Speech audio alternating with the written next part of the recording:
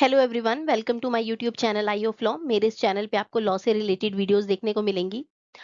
इस वीडियो का टॉपिक होने वाला है कॉन्ट्रैक्ट ऑफ बेलमेंट, यानी कि उपनिधान की संविदा। ठीक है। अब ये जो उपनिधान की संविदा या कॉन्ट्रैक्ट ऑफ बेलमेंट है, ये इंडियन कॉन्ट्रैक्ट एक्ट 1872 के चैप्टर नंबर 9 के अंदर सेक्शन नंबर 148 से लेकर 171 तक डिफाइन है। What is bailment?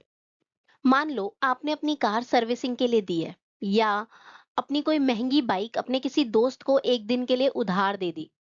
क्या आप जानते हो कि कानून की नजर में आपके और आपके दोस्त के बीच में कॉन्ट्रैक्ट साइन हो चुका है? जी हाँ, इसे ही कहते हैं कॉन्ट्रैक्ट ऑफ बेलमेंट। ठीक है। बेलमेंट जो शब्द है ना, वो एक फ्रेंच वर्ड बेलर से लिया गया है। बेलर से बना है, ठीक है, जिसका मतलब क्या होता है? टू डिलीवर, यानी किसी को कोई सामान सौंपना। ठीक है। इंडियन कॉन्ट्रैक्ट एक्ट 1872 के सेक्शन नंबर 148 के मुताबिक जब कोई एक इंसान किसी खास पर्पस के लिए, किसी स्पेसिफिक मकसद के लिए अपना सामान दूसरे इंसान को देता है, तो उसे बेलमेंट कहते हैं। ठीक है। लेकिन ये जो कॉन्ट्रैक्ट है ना, इसकी दो इंपॉर्टेंट शर्तें हैं, दो इंपॉर्टेंट कंडीशंस हैं। पहली शर्त ये है कि जैसे ही काम पूरा हो जाएगा, वो सामान वापस उसी इंसान को मिल जाना चाहिए जिसने वो सामान दिया था। यानी कि जो सामान है उसका रिटर्न होना जरूरी है। दूसरी शर्त क्या है कि या तो फिर जो ओनर ऑफ द प्रोडक्ट है ना, उसके कहे अनुसार उस सामान को आगे किसी को दे दिया जाना चाहिए, या डिस्पोज ऑफ कर दिया जाना चाहिए, निपटा दो उस सामान को। ठीक है। याद क्या रखने वाली बात है इसमें? याद रखने वाली बात है कि इसमें सामान का केवल कब्जा मिलता है, पोजेशन मिलता है, मालिकाना हक यानी कि ओनरशिप नहीं मिल रहा। ये जो बेलमेंट है ना, ये सिर्फ एक टेम्पररी ट्रांसफर ऑफ पोजेशन है। ठीक है। तो अगली बार अगर आप टेलर को कपड़ा सिलने देंगे या दोस्त से किताब लेंगे, तो ये ध्यान रखना कि ये लॉ की नजर में एक बेलमेंट का हिस्सा बन गया। ठीक है। चलिए कुछ एवरीडे एग्जांपल्स देखते हैं बेलमेंट के। सबसे पहला एग्जांपल है टेलरिंग। ठीक है। तो मान लो कोई एक सुमन लड़की है, उसने टेलर को कोट सिलने के लिए कपड़ा दिया। जैसे ही कोट सिल जाएगा, टेलर को वो कोट सुमन को वापस दे देना होगा। ठीक है। ये एक परफेक्ट बेलमेंट है। Next example laundry. ठीक है। अनीता जब अपने कपड़े धोबी को धुलने के लिए देती है ना, या ड्राई क्लीनिंग करने के लिए देती है ना, तो धोने के बाद ड्राई क्लीनर जो होता है वो कपड़ों को वापस दे देता है, क्योंकि उस पे मालिकाना हक किसका है? अनीता का है, धोबी का नहीं है। ठीक है। अगर हम रिपेयर की बात करें, तो कोई पर्सन है राकेश, वो अपने टीवी को मैकेनिक को देता है ठीक करने के लिए। ठीक है। जैसे ही टीवी ठीक हो जाता है, मैकेनिक वो टीवी राकेश को रिटर्न कर देगा। ठीक है। क्योंकि टीवी की केवल पोजीशन गई थी रिपेयरमैन के पास, ना कि उसका ओनरशिप। इसके बाद आती है सेफ कस्टडी। जब आप रेलवे के क्लॉक रूम में अपना सामान रखते हो, है ना, हेवी बैग होते हैं, हम सोचते हैं क्लॉक रूम में रख देते हैं, वहां पे रखते हैं, तो वो कॉन्ट्रैक्ट ऑफ बेलमेंट ही है एक तरीके से। ठीक है। तो ये कुछ एवरीडे एग्जांपल्स हैं जो हम बेलमेंट में ही करते हैं, वो बेलमेंट ही कहलाती है, बट हमें पता नहीं होता है कि ये एक्चुअली में कॉन्ट्रैक्ट ऑफ बेलमेंट हमने कर लिया। अब हमने जो एवरीडे एग्जांपल देखे, उसके साथ हम ये कहते हैं कि क्या वो पैसा जो हम बैंक में डिपॉजिट करते हैं, वो भी कॉन्ट्रैक्ट ऑफ बेलमेंट है? क्योंकि हमने तो पैसा दिया, हमने केवल पोजेशन दिया, हमने उसका मालिकाना हक तो नहीं दिया, उसको तो हम वापस लेते हैं। लेकिन आंसर इसका है नो, वो बेलमेंट नहीं है। क्यों? हम इसको आगे देखते हैं। ये क्वेश्चन 4 मार्क्स के लिए बहुत इंपॉर्टेंट हो जाता है। ठीक है। अब देखो, जब हम पैसा बैंक को देते हैं ना, तो हम वो पैसा संभालने के लिए दे रहे होते हैं। ठीक है। हम उसका मालिकाना हक नहीं दे रहे होते, बिल्कुल सही बात है। लेकिन जब हम बैंक में पैसा जमा करते हैं ना, तो बैंक हमें वो सेम सीरियल नंबर वाले नोट वापस नहीं करता, बल्कि सिर्फ उतनी ही वैल्यू के इक्विवेलेंट अमाउंट ऑफ पैसा वो हमें वापस करता है। इसलिए बैंक से और हमारा वो रिश्ता क्या होता है? बेलर बेली का नहीं होता, बल्कि डेटर एंड क्रेडिटर का होता है, कर्जदार और लेनदार का बन जाता है। ठीक है। यहाँ पे हम बैंक में पैसा जमा कर रहे हैं, तो वो बेलर बेली का हमारे पास रिश्ता नहीं बन रहा है। बट यहाँ पे एक ट्विस्ट है। अगर आप बैंक में अपने पैसे जमा ना करके अपनी ज्वेलरी लॉकर में रख रहे हो, है ना, हम कभी कभी लॉकर में अपनी ज्वेलरी रख देते हैं, या हमने अपने वैल्यूएबल डॉक्यूमेंट्स रख देते हैं, तो वो बेलमेंट माना जाता है, क्योंकि बैंक हमें एज इट इज डॉक्यूमेंट या एज इट इज ज्वेलरी ही वापस करता है। बैंक हमें ये नहीं कहता कि आपने 10 ग्राम सोना रखा था, तो अब 10 ग्राम सोना ले जाओ, कुछ भी ले जाओ, नहीं। वो मेरा वही रिंग, मेरी वही चेन वापस करेगा जो मैंने वहां पे डिपॉजिट किया है। तो ये कॉन्ट्रैक्ट ऑफ बेलमेंट होगा। अब क्योंकि हम इसको कह रहे हैं कॉन्ट्रैक्ट ऑफ बेलमेंट, तो किसी भी कॉन्ट्रैक्ट के अंदर पार्टीज का होना जरूरी है। तो यस, इसके अंदर भी पार्टीज होती हैं, the baler and the belly. ठीक है। तो पहली पार्टी है द बेलर। बेलर कौन होता है भाई? बेलर वो इंसान होता है जो सामान की डिलीवरी करता है, यानी कि सामान का ओनर होता है या फिर सेंडर होता है। ठीक है। इसकी एक सबसे बड़ी ड्यूटी होती है। इसकी ड्यूटी ये होती है कि अगर इसके सामान में कोई डिफेक्ट है, कोई नोन फॉल्ट है, तो वो बताए इस नोन फैक्ट को, भाई बेली मेरे सामान में ये दिक्कत है। ठीक है। अच्छा, दूसरा पर्सन कौन होता है? बेली। बेली वो इंसान है जिसको सामान सौंपा जाता है, यानी रिसीवर या फिर कीपर ऑफ द गुड, जिसके पास पोजेशन आती है गुड्स की। ठीक है। अब इसकी क्या ड्यूटी है? इसकी ये ड्यूटी है कि ये सामान को ठीक वैसे ही रखेगा, रीजनेबल केयर करेगा सामान की, जैसे कोई अपने खुद के सामान की करता है। ठीक है। अब इन चीजों के ना सबसे इंपॉर्टेंट नियम है, वो क्या है? Subject matter. वो क्या है कि बेलमेंट सिर्फ और सिर्फ उन्हीं मूवेबल गुड्स का, चल संपत्ति मूवेबल गुड्स का ही बेलमेंट हो सकता है जिसे आप वापस लौटा सकें, यानी कि जो रिटर्नेबल हो। ठीक है। इसमें सिर्फ पोजेशन ट्रांसफर होती है, ओनरशिप ट्रांसफर नहीं होती है। ये इसका दूसरा मेन पॉइंट रहेगा। देखिए, कोई भी एग्रीमेंट होता है ना, उसको कॉन्ट्रैक्ट ऑफ बेलमेंट बनने के लिए ना 6 सबसे जरूरी कंडीशंस, एसेंशियल एलिमेंट्स का पूरा होना जरूरी होता है। ठीक है। अगर इनमें से कोई एक भी मिसिंग हो जाएगा ना, तो वो बेलमेंट नहीं कहलाएगा। चलो इनको एक एक करके देखते हैं। सबसे पहले आता है कॉन्ट्रैक्ट, यानी कि दोनों पार्टियों के बीच में ना एक वैलिड कॉन्ट्रैक्ट होना चाहिए, जो बोलकर, यानी कि एक्सप्रेस या फिर इम्प्लाइड। ठीक है। दोनों तरीके से हो सकता है। ठीक। मूवेबल गुड्स ओनली, जो बेलमेंट होती है ना, वो सिर्फ और सिर्फ मूवेबल गुड्स की होती है, चल संपत्ति की होती है, जैसे कि कार, फोन, कपड़े, ये सब। ठीक है। आप किसी घर का, जमीन का ये बेलमेंट नहीं करते हैं। ठीक है। नेक्स्ट आता है ट्रांसफर ऑफ पोजीशन। अब जब बेलमेंट का कॉन्ट्रैक्ट करते हैं ना, तो इसमें ट्रांसफर ऑफ पोजेशन का होना जरूरी है, यानी कि कब्जे का ट्रांसफर होना जरूरी है। ठीक है। ये जो डिलीवरी है ना, जो ट्रांसफर है ना, ये एक्चुअल भी हो सकता है, टोकन भी हो सकता है, जैसे कि चाबी दे दो आप किसी चीज की, या फिर कंस्ट्रक्टिव भी हो सकता है। ठीक है। अब ये अलग अलग टाइप के जो डिलीवरीज हैं, इनको हम नेक्स्ट आगे आने वाली स्लाइड्स में क्लियर करेंगे। Temporary transfer. अब ये जो ट्रांसफर हम कर रहे हैं ना, ट्रांसफर ऑफ गुड्स का, ये टेम्पररी होता है, क्योंकि हम पोजेशन दे रहे हैं ऑब्वियसली, तो वो टेम्पररी ही होगी। ओनरशिप तो अभी भी हमारे पास ही है ना। तो ये अस्थाई ट्रांसफर होता है। ठीक है। अगर आपने परमानेंट ट्रांसफर कर दिया ना, तो वो बेलमेंट नहीं रह जाएगा, बल्कि वो तो सेल बन जाएगा। ठीक है। इसके बाद आता है डिलीवरी टू अनदर। अब जो सामान है ना, वो किसी दूसरे इंसान, यानी कि बेलर से बेली के पास जाना जरूरी है। असलियत में उसका डिलीवर होना जरूरी है। सिर्फ आपके पास रखने से काम नहीं चलेगा। ठीक है। इसके बाद the most important is specific purpose and return. अब जो वो सामान ट्रांसफर कर रहे हैं ना, ये जो हम ट्रांजैक्शन कर रहे हैं, किसी ना किसी मकसद से, किसी ना किसी स्पेसिफिक पर्पस के लिए कर रहे हैं। जैसे ही वो मकसद पूरा हो जाएगा, वो बंदा मेरा सामान मुझे वापस करेगा। ठीक है। यानी कि जो इसमें रिटर्न, जो ये कॉन्ट्रैक्ट है ना, इसमें पर्पस पूरा होने के बाद सामान का रिटर्न होना भी जरूरी है। जैसे कि हमारे पिछले एग्जांपल्स में अनीता ने कपड़े दिए थे कोट सिलने के लिए, तो कोट बनाकर वापस किया था टेलर ने, है ना। तो इसमें रिटर्न करना जरूरी है। दूसरी बात, जो हमने इसका फर्स्ट पॉइंट कॉन्ट्रैक्ट पढ़ा है ना, तो एसेंशियल ऑफ वैलिड कॉन्ट्रैक्ट हम इसके अंदर डाल देंगे, है ना, कि जो पार्टीज का कंपिटेंट होना जरूरी है। ठीक है। और पार्टीज का कंपिटेंट के साथ साथ वो विदाउट कोअर्जन होना चाहिए, फ्री कंसेंट होना चाहिए, है ना। कंसीडरेशन जो होगी वो लॉफुल गुड्स की होनी चाहिए। तो ये वैलिड कॉन्ट्रैक्ट के एसेंशियल्स भी हम इसके अंदर जरूर लिखेंगे। देखो, मैंने आपको बताया कि बेलमेंट वैसे तो एक कॉन्ट्रैक्ट से शुरू होता है, ठीक है, लेकिन इसका एक बहुत बड़ा एक्सेप्शन भी है। लॉ कहता है कि अगर किसी को रास्ते में कोई खोया हुआ सामान मिलता है, यानी कि फाइंडर ऑफ लॉस्ट गुड्स, ठीक है, तो वो बिना किसी कॉन्ट्रैक्ट के भी अपने आप एक बेली बन जाता है।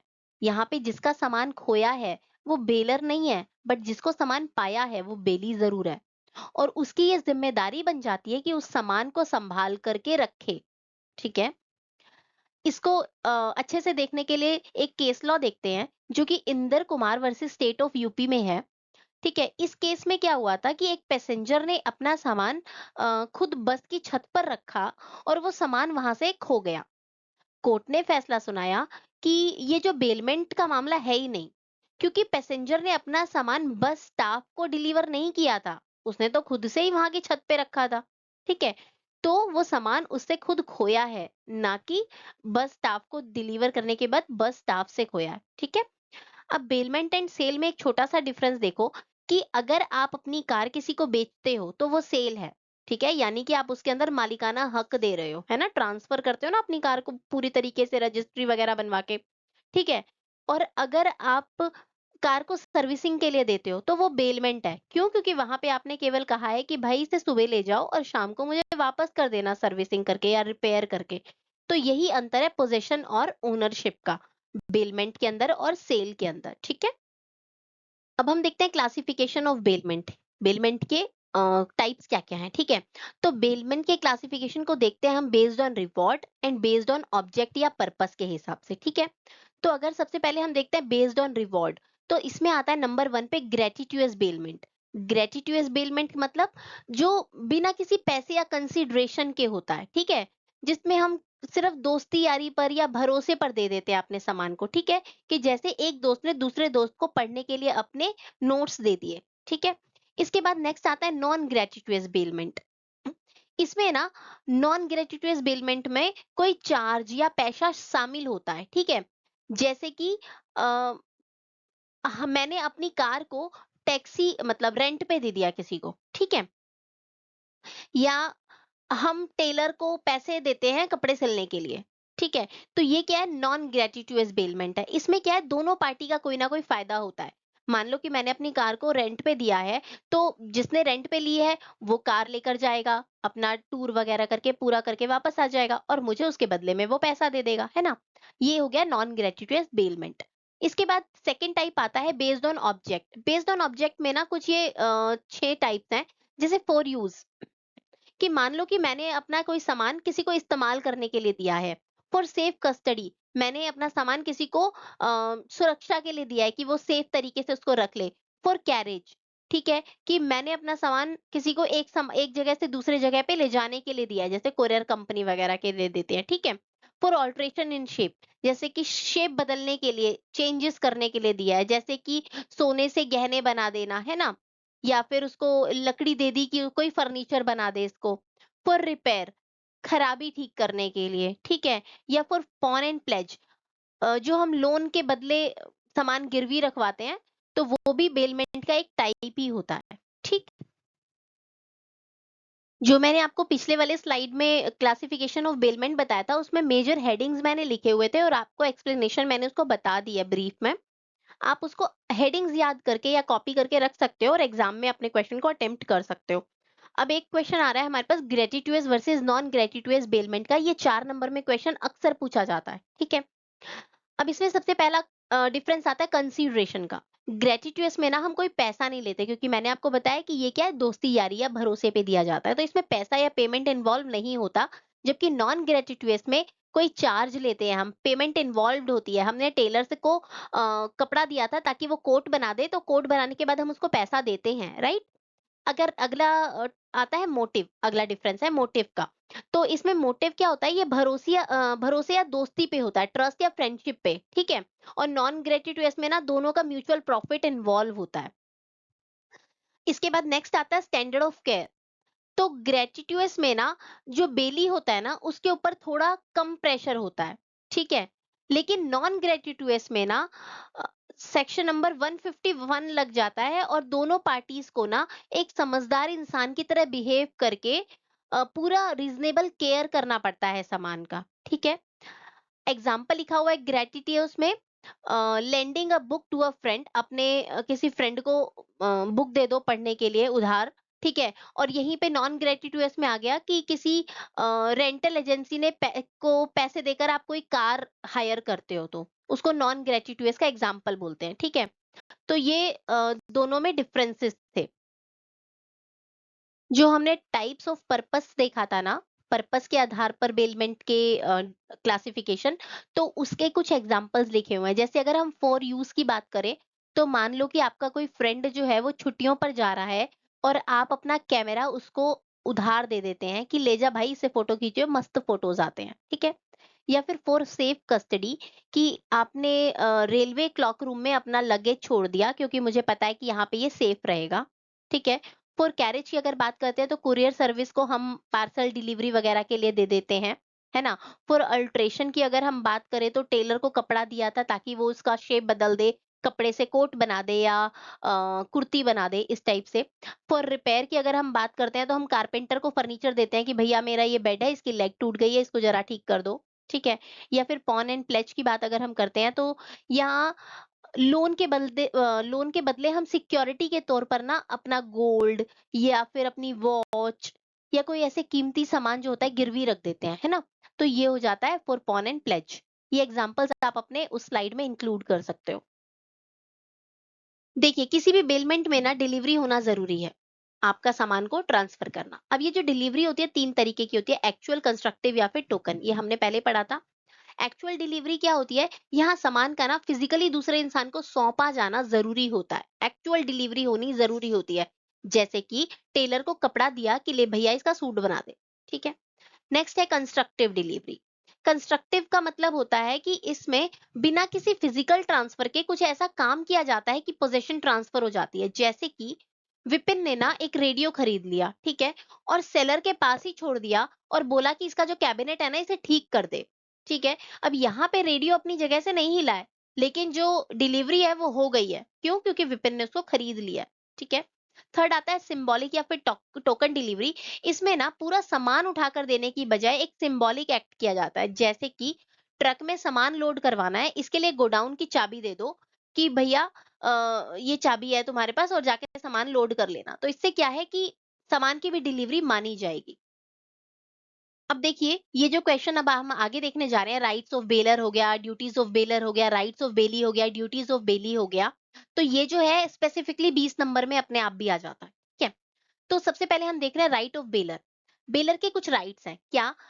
Indemnity for negligence.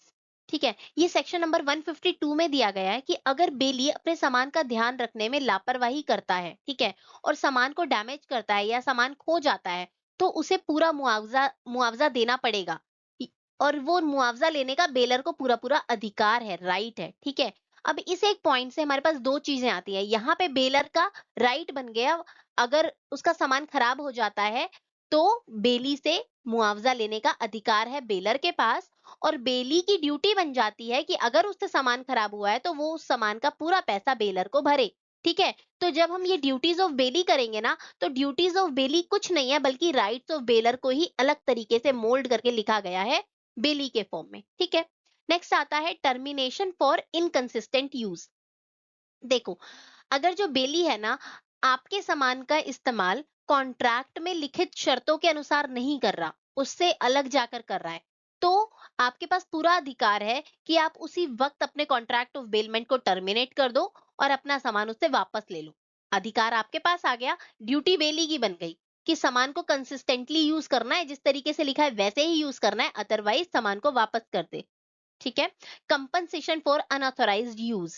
ठीक है? ये सेक्शन नंबर 140 54 में दिया गया है कि अगर बेली आपकी परमिशन के बिना सामान का गलत इस्तेमाल कर रहा है, इनकंसिस्टेंट यूज कर रहा था ऊपर, अनऑथराइज्ड यूज भी कर रहा है यहाँ पे, तो और उस अनऑथराइज्ड यूज करते हुए सामान को कोई भी हानि हो जा रही है ना, तो जो बेली है वो कंपनसेट करेगा, ठीक है? यहाँ तक कि अगर बाढ़ या भूकंप के कारण मतलब एक्ट ऑफ गॉड से भी कुछ लॉस हो रहा है ना, तो भी बेली ही उसकी भरपाई करेगा, ठीक है? नेक्स्ट आता है right to get goods back. इसका मतलब क्या है कि जैसे ही समय खत्म हो जाता है या रिक्वायर्ड जो हमारा काम था वो पूरा हो जाता है ना, तो बेली की ये ड्यूटी बनती है कि बेलर को वो सामान वापस कर दे और बेलर का ये राइट है कि वो अपना सामान उससे वापस ले ले। अब बेलर का नेक्स्ट राइट आता है मिक्सिंग ऑफ गुड्स, जो कि सेक्शन नंबर 155 से 157 में दिया गया है। यानी अगर बेली आपके सामान को अपने सामान के साथ मिला देता है तो इसके 3 रूल है। ठीक है? पहला 155 कहता है अगर उसने सामान आपकी मर्जी से मिलाया है तो दोनों मिक्सचर के प्रोपोर्शनेट ओनर बन जाएंगे आप लोग। ठीक है? 156 कहता है कि अगर आपकी मर्जी के बिना मिलाया है और सामान जो है वो अलग किया जा सकता है तो सेपरेट करने का सारा कॉस्ट बेली भरेगा। ठीक है? तीसरा पॉइंट 157 कहता है कि अगर आपकी मर्जी के बिना मिलाया है और सामान नहीं अलग हो सकता है, तो आप अपने सामान का पूरा पैसा बेली से वसूल सकते हैं। ठीक है, तो ये 3 पॉइंट हो जाते हैं मिक्सिंग ऑफ गुड्स के, जिसको आप सेपरेटली वहां पे लिख सकते हैं। इसके बाद नेक्स्ट आता है gratuitous bailment, recall of gratuitous bailment, section number 159। अगर आपने किसी को दोस्ती या फिर बिना पैसे के कोई सामान दिया है और आप उसे वापस मांगना चाहते हैं ना, तो आप उसे कभी भी वापस मांग सकते हैं, लेकिन एक ध्यान रखना होगा कि अगर समय से पहले वापस ले रहे हो ना, तो बेली को ना फायदे से ज्यादा नुकसान भी हो सकता है, तो उस नुकसान की भरपाई आपको करनी पड़ेगी, लेकिन आप अपने सामान को ले सकते हो। ठीक है, इसके बाद नेक्स्ट आता है राइट टू इंक्रीज या फिर प्रॉफिट। 163 सेक्शन नंबर कहता है कि बेलमेंट के दौरान अगर आपके सामान से कोई भी नेचुरल प्रॉफिट या बढ़ोतरी हुई है ना, तो उस पर पूरा हक आपका बनता है।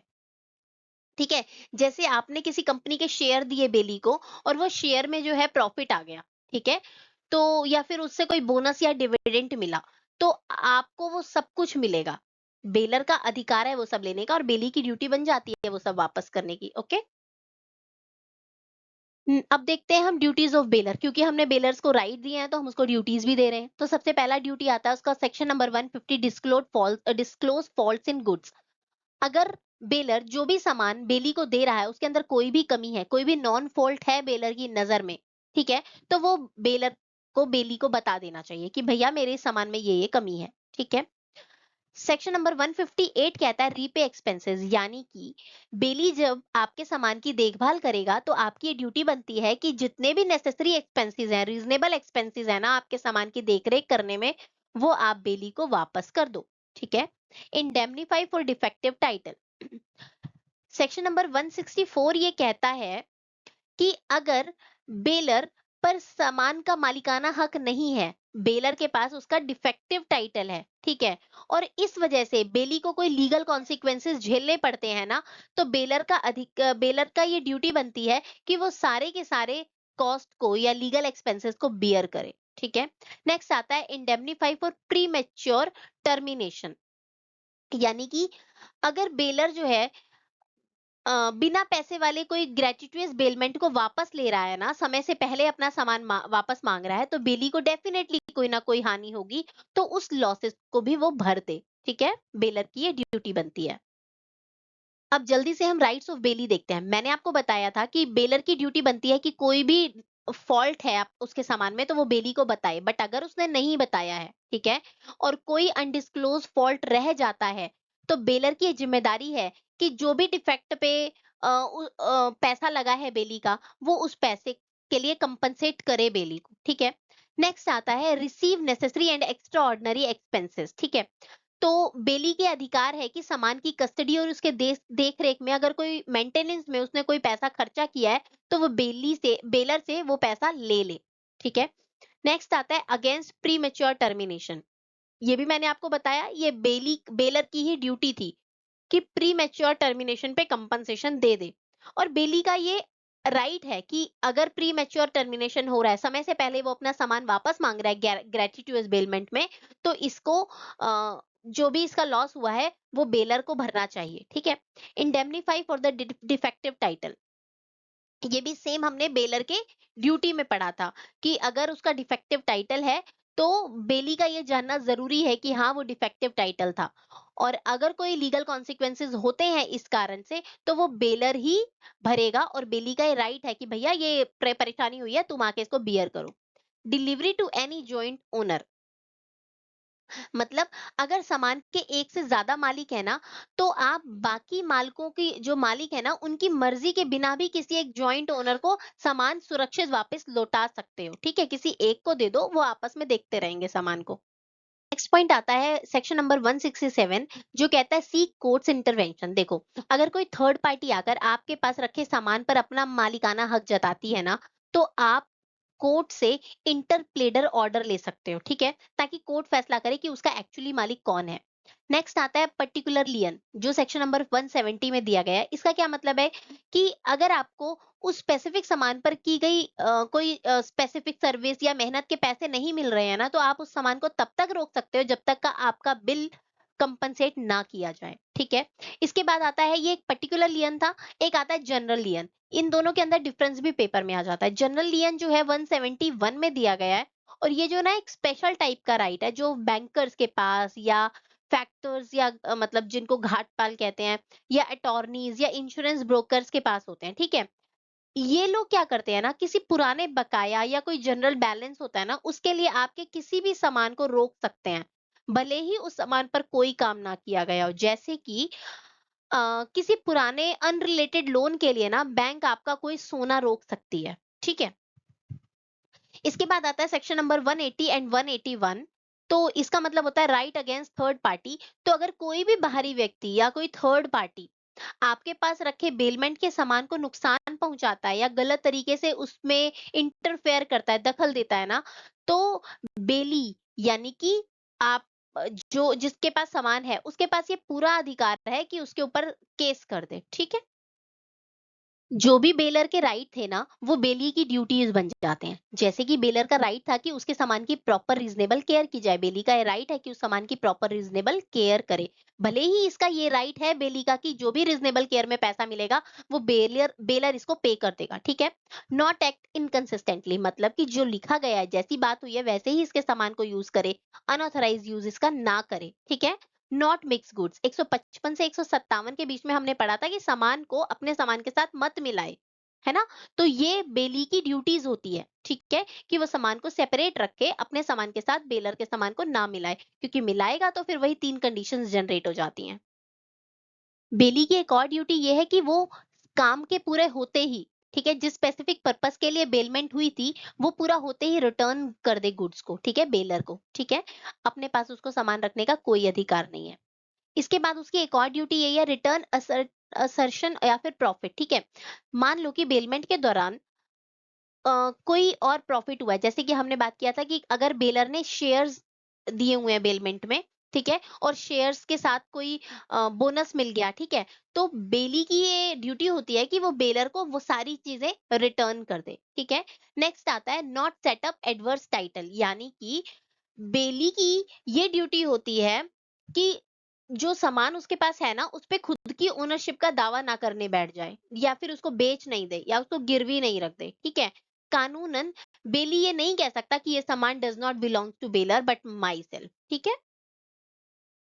अब देखिए टर्मिनेशन ऑफ बेलमेंट। अब जैसे ही हमारे पास टर्मिनेशन ऑफ बेलमेंट आता है, ये सेपरेट होके 10 नंबर में भी आ जाता है। तो आपको पहले बेलमेंट क्या होता है, पार्टीज क्या होती है, वो सब डिफाइन करने के बाद यहाँ से स्टार्ट करना है कि टर्मिनेशन ऑफ बेलमेंट किन किन कंडीशंस पे होता है। तो सबसे पहली कंडीशन है section number 153, inconsistent act by Bailey.